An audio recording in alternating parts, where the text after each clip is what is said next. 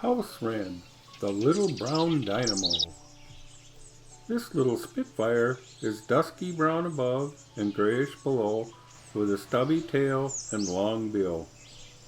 Their name house wren refers to their nesting near human homes and birdhouses.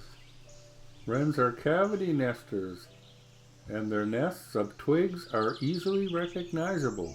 They are known to nest in many places, like old woodpecker holes or natural cavities, and they thrive around human habitation, around farms, buildings, yards, and their many nooks and crannies. And they take readily to man-made nest houses. Despite their small size, they are fierce competitors for nest sites. They are very territorial and aggressive, and they may puncture eggs of other birds that nest nearby. They are known to sometimes evict larger species.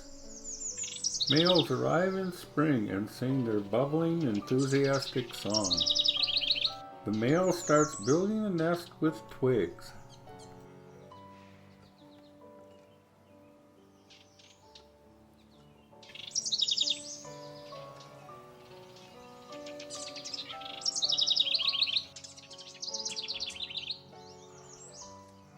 The female then builds a soft lined nest cup. She then lays 4 to 8 eggs. They are pale and densely marked with tiny reddish or cinnamon brown spots.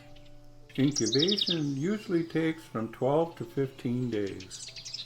Then they stuff their nestlings with spiders and insects.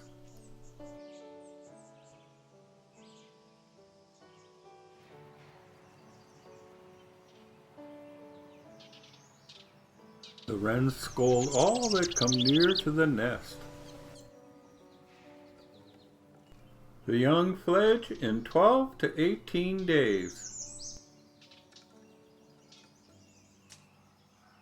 Here the baby wrens have fledged from the nest box in my backyard. To attract wrens to your backyard, they love brush piles.